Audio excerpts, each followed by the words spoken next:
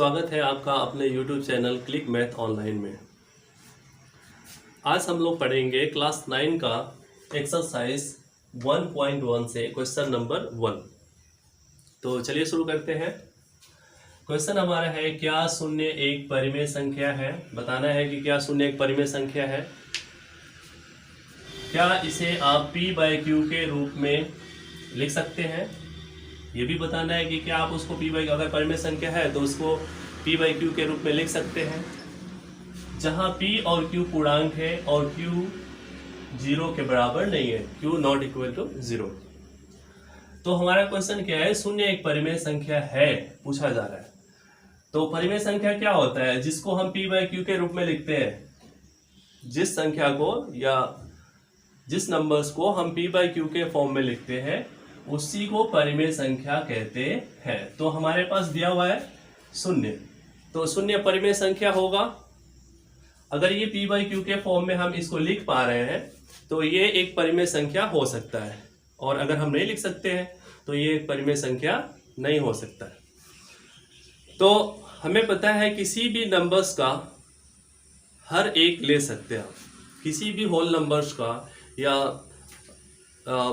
पूर्ण संख्या का या पूर्णांक का हम हर एक ले सकते हैं, जिससे उसके वैल्यू में कोई चेंज नहीं होता है। तो यहाँ भी हम शून्य का अगर हर को एक मान लेते हैं तो अब ये p/q के फॉर्म में हो चुका है। p/q के रूप में हम इसको लिख लिए हैं। तो अब p/q के रूप में अगर लिख लिया है तो ये एक परिमेय संख्या हो जाएगी। अब यहाँ एक कंडीशन और दिया हुआ है, जहां p और q पूर्णांक है। तो अगर हम अंश 0 की बात करें तो यह भी एक पूर्णांक संख्या है, और हर की बात करें हर यहाँ पे 1 है, 1 भी एक पूर्णांक संख्या है। तो पूर्णांक संख्याओं को ही हम अंश और हर यानी p/q के फॉर्म में लिखे हैं तो ये एक परिमेय संख्या हो जाती है हमारी। तो इसका आंसर हमें इस तरह से लिखना होगा, हाँ शून्य एक परिमेय संख्या है, परिमेय संख्या है। इसके बाद बोला है क्या इसे आप p/q के रूप में लिख सकते हैं। तो बिल्कुल लिख सकते हैं। इसका p/q का रूप जो होगा यानी परिमेय संख्या का जो रूप होगा वो क्या होगा, जिसका परिमेय रूप 0/1 है। क्योंकि अभी हमने देखा है यहाँ पे जो शून्य का परिमेय रूप में हमने परिवर्तित किया है इसको। तो कैसे परिवर्तित किया है, इसका हर एक लेके। तो हम इसका हर यहाँ एक ले लेंगे 0/1, तो ये एक परिमेय संख्या हो गई।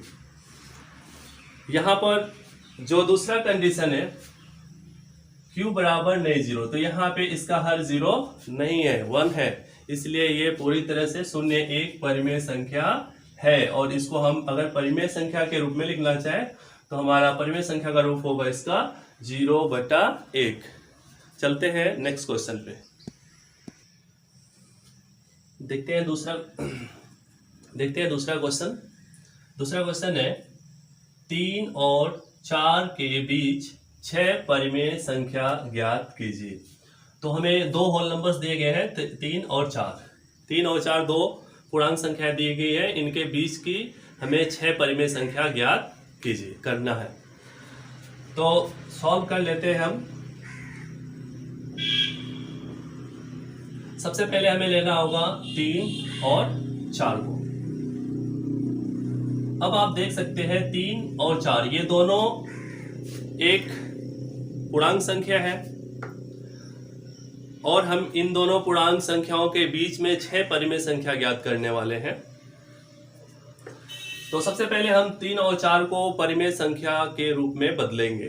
तो बहुत सिंपल सा है, 3 और 4 को परिमेय संख्या के रूप में बदलना है तो हर को एक मान लेना है। जैसा कि अभी पहले क्वेश्चन में हमने देखा है कि किसी भी संख्या का हर एक मान सकते हैं, इससे उसके वैल्यू में कोई चेंज या बदलाव नहीं होता है। तो हमने 3 का भी हर एक ले लिया और 4 का भी हर एक ले लिया।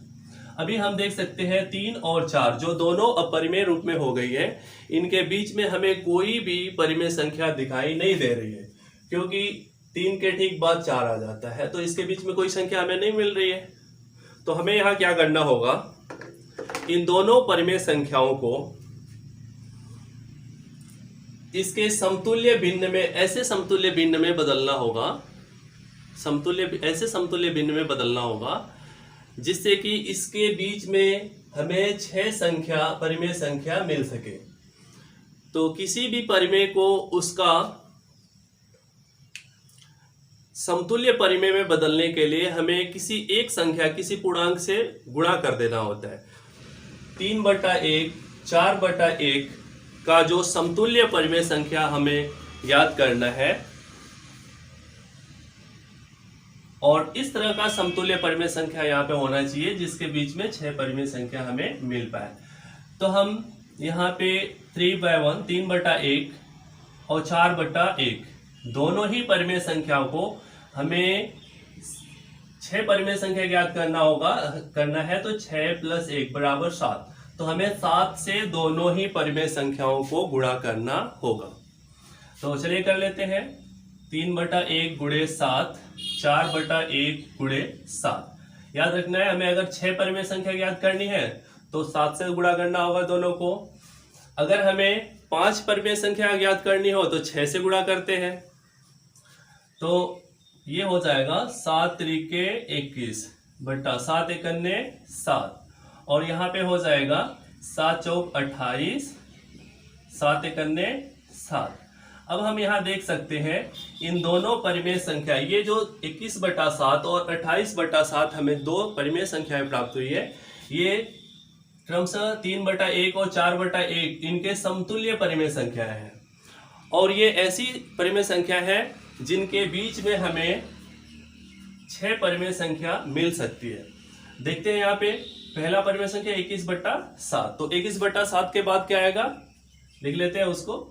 तो 21/7, इससे जो बड़ी वाली परिमेय संख्या आएगी 22/7 इसके ठीक बाद में, और इसके बाद में जो परिमेय संख्या होगी 23/7।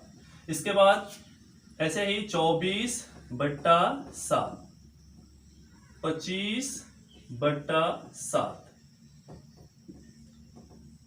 इसके बाद हमें लिख लेना होगा 26/7, और इसके बाद 26 के बाद आ जाएगा 27/7, और लास्ट में आपका यही परिमेय संख्या आ जाएगा 28/7।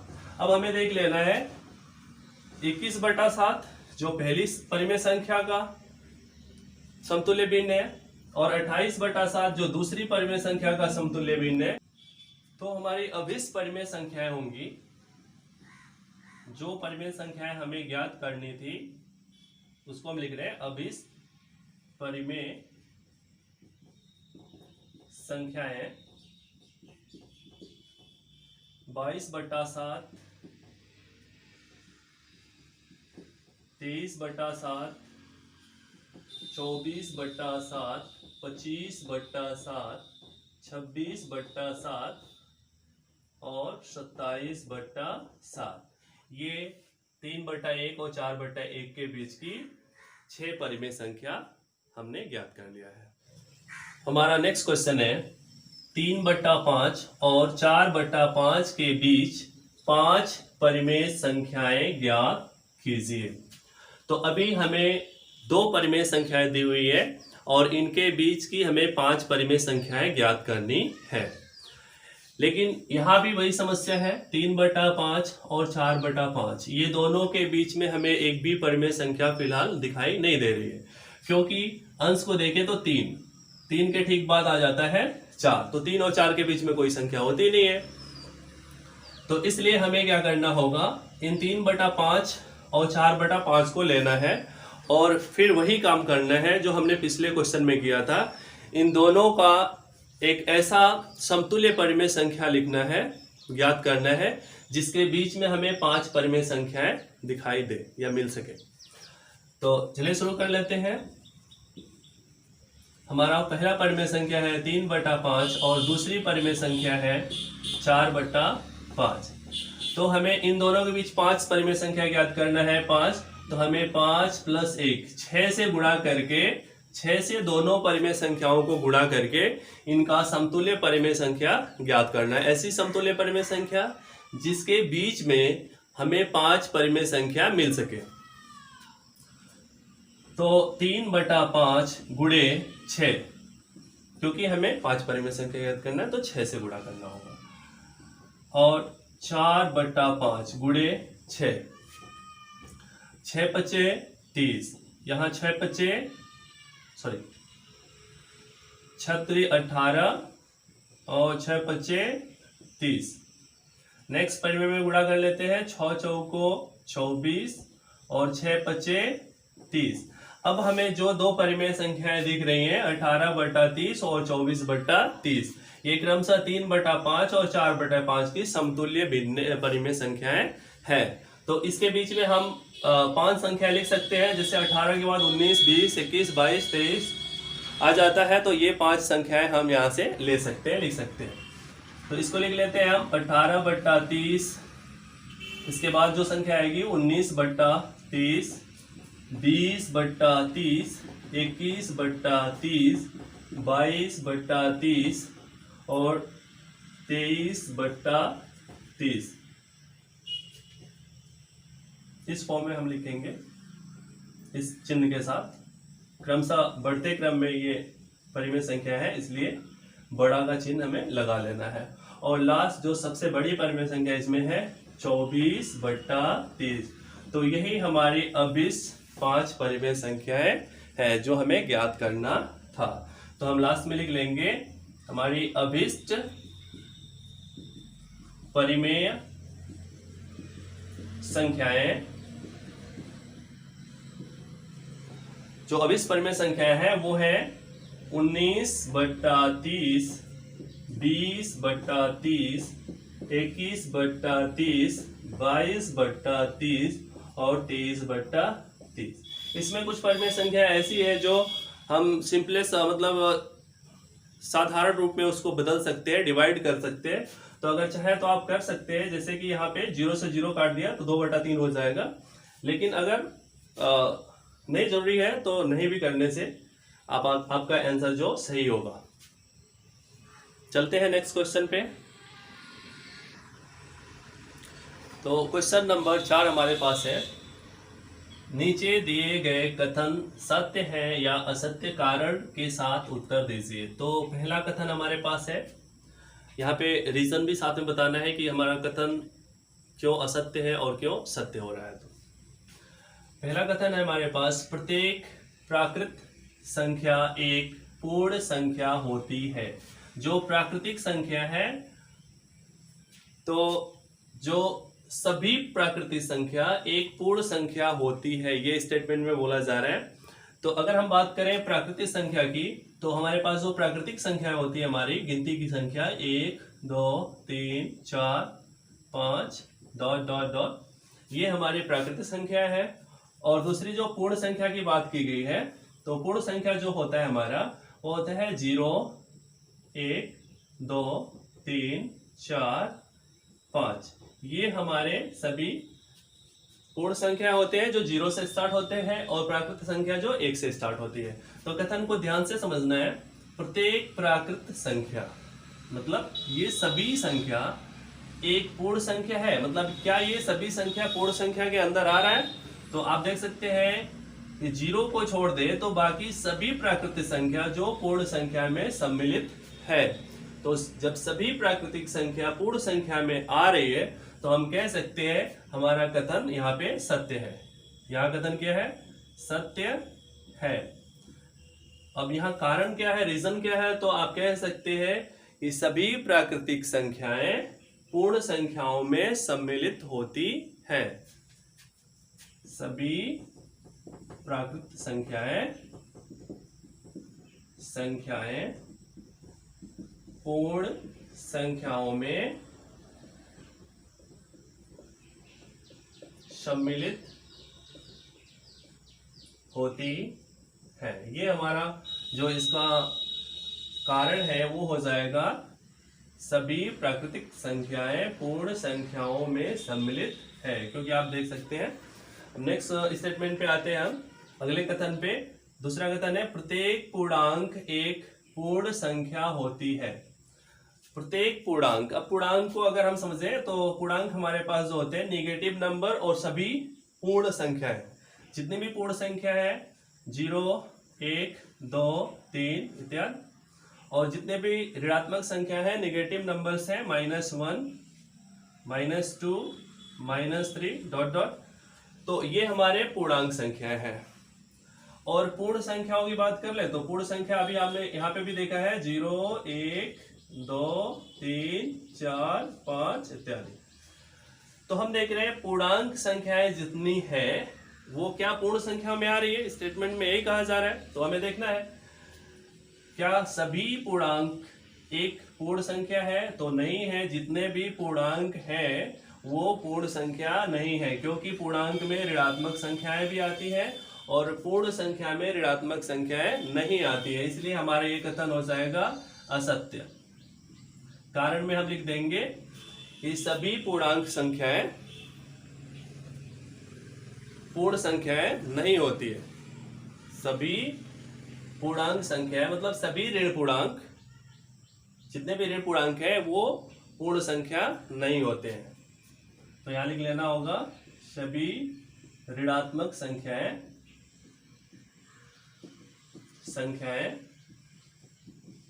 पूर्ण संख्या नहीं है। यही कारण है कि पूर्णांक संख्याएं पूर्ण संख्या, पूरी के पूरी पूर्णांक संख्या पूर्ण संख्या नहीं होती है। नेक्स्ट स्टेटमेंट पे आते हैं, प्रत्येक परिमेय एक पूर्ण संख्या होती है। क्या कहा जा रहा है, प्रत्येक परिमेय। तो परिमेय किसको कहते हैं, जिसको हम P/Q के रूप में लिखते हैं। तो प्रत्येक परिमेय एक पूर्ण है। पूर्ण संख्या क्या होती है, तो 0, 1, 2, 3, 4 डॉट डॉट, ये पूर्ण संख्या है।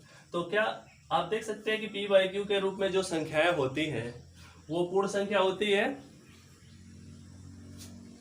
नहीं होता है, क्योंकि कुछ परिमेय संख्याएं ऐसी है जो पूर्ण संख्याएं हो जाती हैं, लेकिन सभी परिमेय संख्याएं पूर्ण संख्याएं नहीं हो पाती हैं।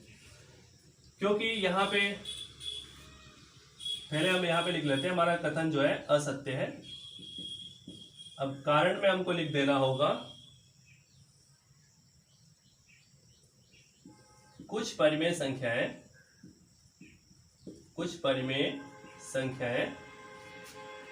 जैसे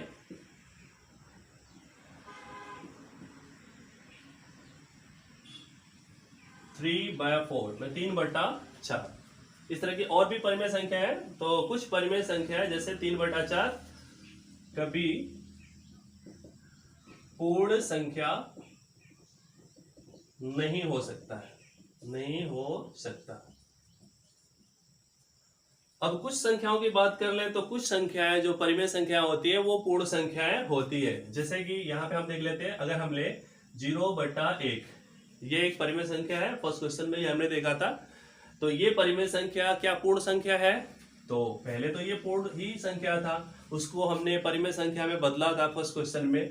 तो बिल्कुल इसका जो इस परिमेय संख्या का पूर्ण संख्या का रूप है वो 0 है। ऐसे ही हमारे पास अगर परिमेय संख्या ले लेते हैं 4/2, तो फिलहाल हमें ये P/Q के रूप में दिखाई दे रहा है और P और Q दोनों पूर्ण संख्या है। अगर हम इसको डिवाइड कर लेते हैं 2 से 4 को, तो 2 दूना 4, तो हमारे पास क्या आ जाता है 2। तो ये जो परिमेय संख्या 4/2 है ये अब पूर्ण संख्या में बदल चुका है। तो आप कह सकते हैं कि प्रत्येक परिमेय एक पूर्ण संख्या होती है। तो अगर ये वीडियो आपको अच्छा लगा हो तो चैनल को सब्सक्राइब कर लीजिए, ताकि नेक्स्ट वीडियो का नोटिफिकेशन आपको सबसे पहले मिल सके। मिलते